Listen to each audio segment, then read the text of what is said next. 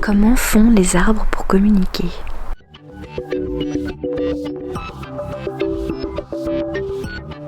On est juste à côté d'un arbre, ici derrière moi, et on va parler de sa communication et de son langage.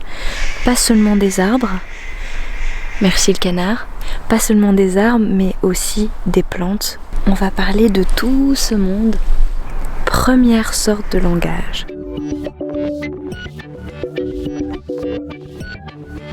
La mycorhize, qu'est-ce que c'est ? Ça va être une collaboration qu'il y a entre certains champignons de la forêt et les arbres et les plantes. Ces champignons et leurs filaments qu'il y a en dessous de la terre vont se mettre à coloniser les racines de certaines plantes. Et en fait, cette colonisation va créer la mycorhize. Cette mycorhize va permettre énormément de choses, dont le passage de nutriments entre ces fameux champignons et les plantes. Les arbres, ici en question. Mais aussi la plante va pouvoir partager des nutriments avec d'autres plantes. Tout se passe juste en dessous de nos pieds. Vraiment juste là en dessous, il y a tout ce grand réseau qui rejoint tout ça. Juste là. C'est dingue.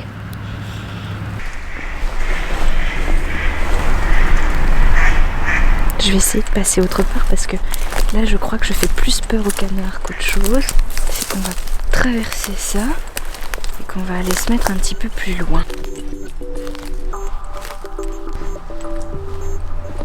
Je vais me mettre ici.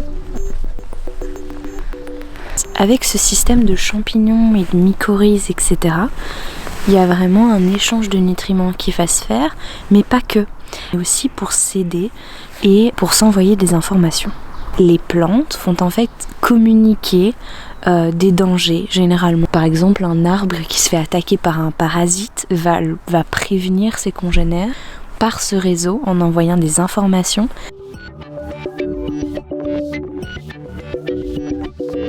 Ça, il y a aussi d'autres manières de faire, par l'air en fait.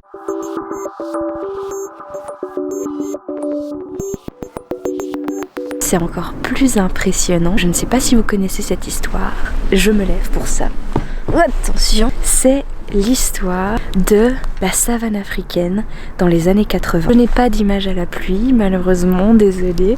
Dans certaines réserves clôturées, il y a eu énormément de morts d'une espèce qui s'appelle les antilopes koudou. Les scientifiques ont commencé à chercher pourquoi toutes ces antilopes mouraient comme ça précipitamment, surtout qu'elles avaient énormément de nourriture. Et ils se sont rendus compte que les acacias, donc leur source principale de nourriture, se défendaient en envoyant une grosse dose de tanin dans leurs feuilles. Lorsque les antilopes mangeaient leurs feuilles. À force, les antilopes continuaient à manger, mais le problème c'est qu'elles ne digéraient pas toutes ces feuilles parce qu'elles étaient fortement chargées en tanin. Donc impossible de les digérer. Et donc elles mouraient de faim en fait. L'acacia tueur d'antilopes, qu'est-ce qui se passe ? Ce qui est encore plus impressionnant, c'est que il y a une autre sorte de communication que les acacias, eux, utilisaient aussi. C'est la communication dans l'air. Pour prévenir leurs congénères, les acacias envoyaient de l'éthylène.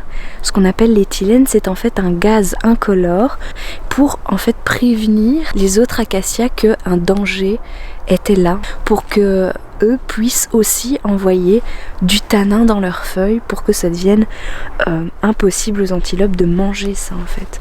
Ils ont vraiment un vrai système de défense et ils ont aussi un vrai système de communication. Que ce soit la communication dans le sol avec la mycorhize, mais aussi la communication dans l'air, en tout cas pour celui-ci.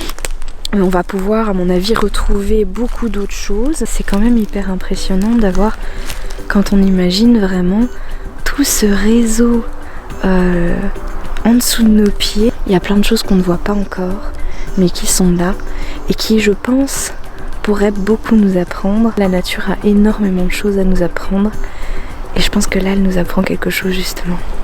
C'est beau. si jamais vous êtes intéressé pour en voir plus, allez voir en description. J'y ai mis toutes les sources que j'ai utilisées moi. Allez vous informer encore plus si le sujet vous intéresse, parce que vraiment c'est passionnant. Vraiment, prenez soin de vous et prenez soin de tout ça. À la prochaine.